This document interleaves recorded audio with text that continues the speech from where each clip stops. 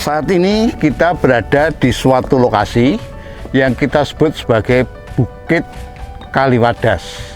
Kita katakan bukit karena ini memang morfologinya berupa suatu bukit, suatu gundukan, suatu morfologi yang positif ya. Jadi kita berada di Bukit Kaliwadas. Seperti yang lalu pernah kita sampaikan, apa yang pertama kali harus kita lakukan kalau kita berada pada suatu lokasi untuk pengamatan singkapang. Pertama kita tentukan lokasi kita dulu. Di mana ini? Bagaimana cara kita menentukan lokasi? Kita bisa orientasi lapangan. Jelas di sebelah sini ini suatu morfologi bukit, yang di sebelah sana kita itu adalah suatu lembah ya. Nah, kemudian seperti sudah kita jelaskan juga, penentuan lokasi bisa dari orientasi lapangan, bisa dari shooting. Jadi kita mencari asimut dan back asimut dari suatu tempat yang sudah kita ketahui, atau jalanan yang kita ketahui, atau dengan cara yang modern sekarang ini dengan menggunakan GPS. Lokasi kita ini sekarang berada persis di pinggir jalan. Nah, apa yang kita lihat di sini, apakah ini batuan beku, batuan sedimen, atau batuan metamorf? Pertama, kita melihat bahwa batuan ini berlapis. Kalau dia berlapis, jelas dia bukan batuan beku. Dia lebih ke arah batuan sedimen. Nah, ternyata memang setelah kita dekati, memang di sini terdapat suatu perlapisan. Kita amati sekali lagi, dia berlapis. Apakah ini sedimen atau metamorf? Karena kenampakan batuan metamorf yang dia berfoliasi itu bisa juga seperti berlapis. Tetapi kalau kondisi seperti ini jelas-jelas ini adalah suatu batuan sedimen. Karena apa? Karena ini berlapis, dan sedimen itu adalah sedimen plastik. Salah satu ciri daripada batuan sedimen plastik adalah dia berlapis. Nah, berlapis itu sendiri karena apa? Karena apa sesuatu itu bisa menjadi berlapis? Pertama, karena adanya perbedaan warna, sehingga kita kelihatan itu berlapis.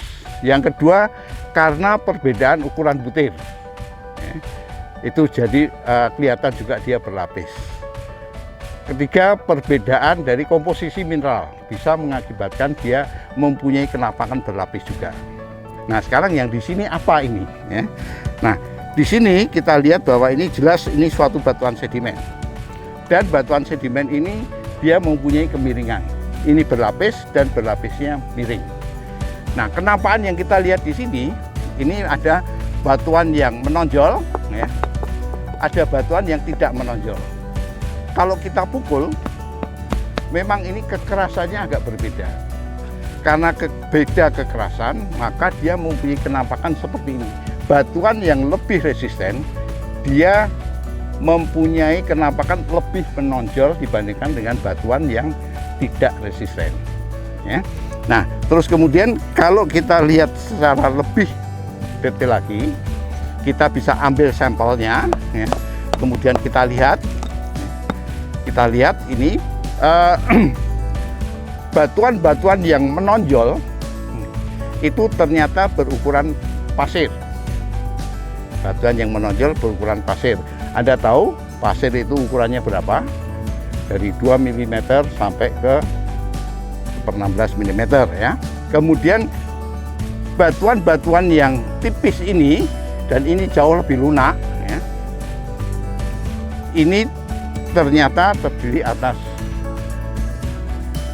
ukuran lempung ya, ukuran lempung. Nah, kemudian kalau kita tes dengan HCl, larutan HCl, kita bisa mengetahui bahwa dia bereaksi dengan larutan HCl tadi. Artinya dia mengandung karbonat. Nah, setelah kita lihat lebih lanjut lagi, ya, bisa kita ambil kesimpulan bahwa batuan yang keras yang menonjol ini adalah berukuran pasir. Tapi semuanya komposisinya adalah karbonat. Sehingga ini bisa dikatakan batu gamping berukuran pasir. Atau dengan kata lain, batu gamping berukuran pasir itu kita sebut sebagai kalkarnit. Kalkarnit itu dari bahasa Belanda, kalk dan arnit. Ya. Arnit itu pasir, kalk itu gamping. Ya. Kalkarnit itu adalah batu gamping yang berukuran pasir.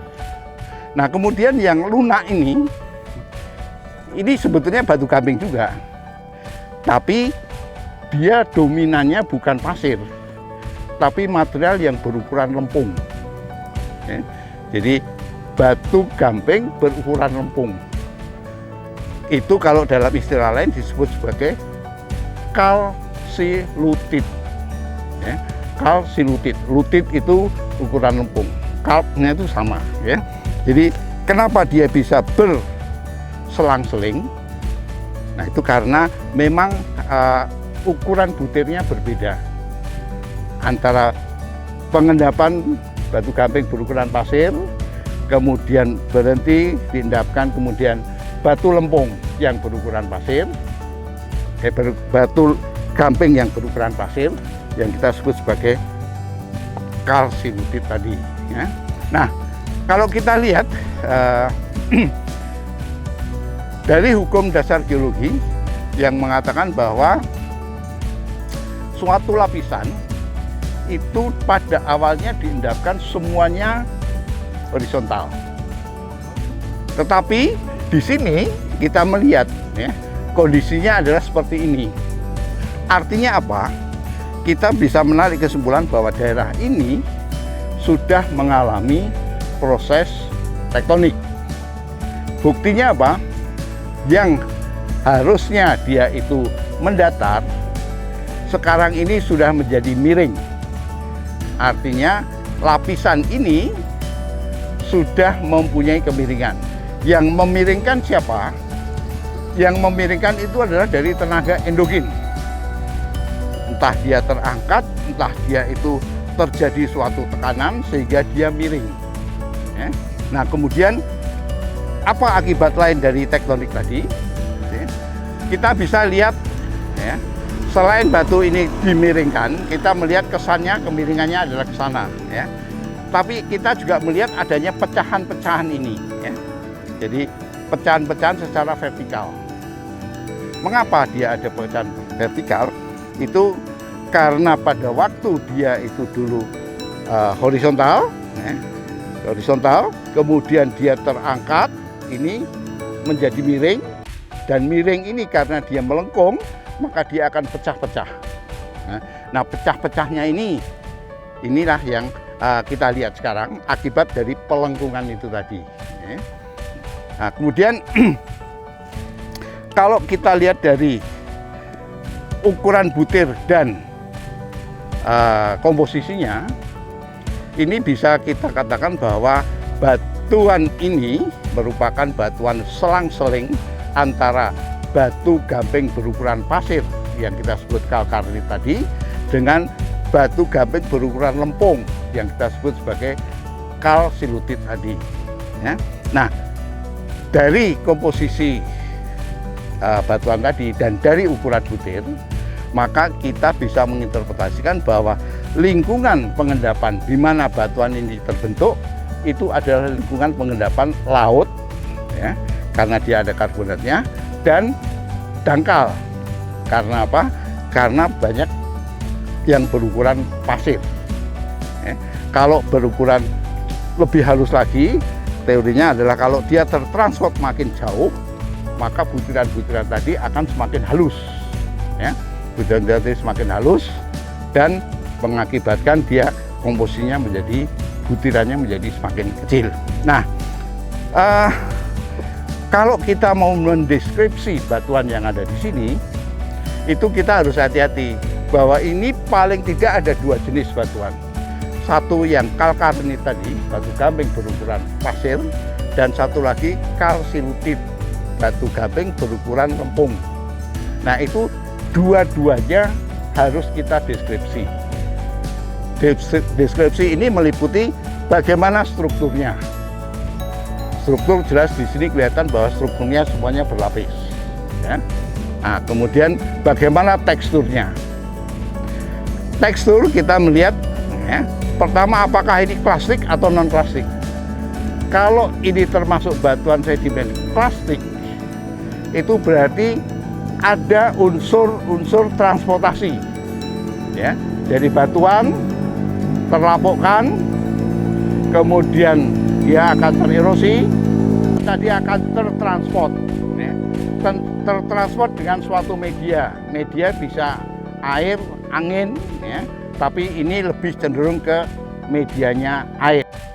Nah, dari transportasi tadi akan terjadi suatu pemilahan, ya. Butiran-butiran tadi terpilah-pilah dan ada terjadi sortasi. Butiran tadi akan menjadi makin lama makin bulat, makin bundar karena efek dampak dari transport tadi. Makin lama makin kecil butirannya, ya. Sehingga nanti pada waktu deskripsi untuk teksturnya kita juga harus melihat bagaimana sortasinya, apakah sortasinya itu bagus atau jelek, ya. Bagaimana ukuran butirnya, ya. Itu memperlihatkan bahwa dia tertransport sudah jauh atau masih dekat. Kemudian bagaimana dengan porositasnya, ya. Nah, juga ada matriksnya, ya, atau fragmen-fragmen batuan yang lebih besar, ya, atau tidak di situ, ya. Nah, nanti akan kita lihat kalau memang ada fragmen-fragmen yang lebih besar, ya, itu berarti nanti dia bisa menjadi konglomerat atau menjadi breksi, tergantung dari apakah dia sudah bulat-bulat atau masih runcing-runcing bentuk daripada fragmen-fragmen tadi. Nah, kalau di sini kita lihat, ya, secara umum ukurannya itu relatif sama, pasir semuanya, ya. Jadi batu gamping berukuran pasir. Sortasinya bagaimana? Bisa kita lihat, bisa kita deskripsi di sini, ya, bahwa ukurannya relatif seragam. Sortasinya bagaimana, ya? Sortasinya adalah bagus, membulat. Kemudian bagaimana dengan porositasnya dan sebagainya. Nah, nanti setelah itu kita memberi nama. Jadi struktur, tekstur, dan kemudian komposisi. Komposisi tadi sudah jelas, ini adalah dominasinya karbonat, sehingga kita sebut sebagai batu gamping. Nah, kemudian kita beri nama. Pemberian nama pada batuan sedimen itu paling mudah itu adalah berdasarkan ukuran butirnya. Kalau dia berukuran butir pasir, kita sebut sebagai batu pasir. Kalau dia berukuran lempung, jadi lempung itu halus, berukuran kurang dari 1/256 mm, halus sekali, ya, kita sebut sebagai batu lempung. Nah, kemudian kita lihat apa mineral-mineral yang ada di dalamnya. Kalau dia jumlahnya lebih dari 10%, itu bisa mempengaruhi penamaan. Jadi misalnya batu pasir, dia mengandung karbonat, bisa kita sebut sebagai batu pasir karbonatan atau batu pasir gampingan. Tetapi karena ini dominasinya adalah batu gamping, maka ini kita sebut sebagai batu gamping, tetapi yang berukuran pasir. Batu gamping berukuran pasir. Memang untuk batuan sedimen itu nama itu kadang-kadang seperti kebolak-balik, ya. Batu gamping berukuran pasir, batu pasir bergampingan dan sebagainya. Tapi itu kita lihat mana yang dominan. Yang dominan karbonat kita sebut sebagai batu gamping. Batu gamping yang seperti apa? Berukuran pasir. Nah, yang satunya itu ya memang batu pasir. Memang itu batu gamping, maaf. Tetapi dia berukuran halus sekali. Itu bisa kita sebut sebagai batu gamping lempungan, berukuran lempung, atau kita sebut sebagai kalsilutit. Nah, nanti kita akan melihat bagaimana mengukur strike dan dip di sini. Saya kira ini sangat lapisan yang sangat ideal, ya. Sangat ideal, kita bisa tahu kemana arah kemiringannya, ya. Kemana strike-nya, kemana dip-nya, dan arah daripada dip atau dip direction itu. Untuk deskripsi batuan yang di sini, kita melihat di sini ada dua macam batuan. Satu batu gamping berukuran pasir tadi, dan satu batu gamping berukuran lempung. Untuk itu yang dideskripsi itu dua tadi. Ya.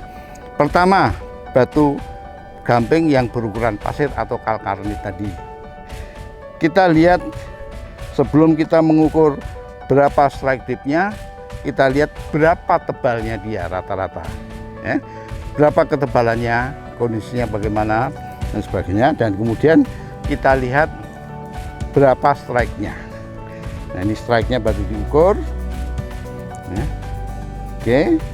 Nah, oke, di garis nanti kita akan tahu berapa besarnya dip dan arah daripada dip tadi. Berapa? Nah, ini pengukuran yang didapatkan di sini untuk strike-nya adalah north 75 derajat east. Berarti arah dipnya ditambah 90 dari itu. Jadi 165 derajat northeast. Dengan besarnya sudut mungkin sekitar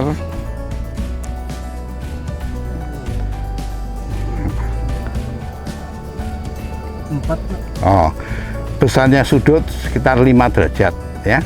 4-5 derajat itu cukup kecil, itu termasuk kemiringan yang relatif kecil ya. Nah, selain itu setelah kita mengukur unsur struktur yang di sini perlapisannya, kita lihat struktur yang lain. Struktur primernya tadi adalah perlapisan, kemudian struktur sekundernya. Di sini struktur sekundernya adalah adanya bidang-bidang kekar. Bidang kekar tadi diakibatkan karena adanya tenaga endogin. Nah, struktur kekar yang ada di sini itu ada struktur kekar yang kalau kita lihat itu horizontal, vertikal, sehingga ini menjadi susunannya seperti batu bata. Ya, itu adalah kekar-kekar yang horizontal. Tapi di samping itu ada juga kekar-kekar yang memotong ini, ya vertikal juga ini. Ya. Nah, ini diakibatkan karena selain tadi ada pengangkatan, kemungkinan juga dipengaruhi oleh adanya tektonik. Tektonik bisa besar, bisa kecil. Tetapi karena kalau kita melihat jenis batuan ini ya, yang tidak terlalu elastis, maka dia mudah sekali untuk retak. Oke. Nah, sekarang kalau kita sudah mendeskripsi batu gampingnya tadi yang berukuran pasir, termasuk teksturnya, bagaimana ukurannya, bagaimana sortasinya, bagaimana pembundarannya dan sebagainya. Batuan yang kedua yang kita deskripsinya sama.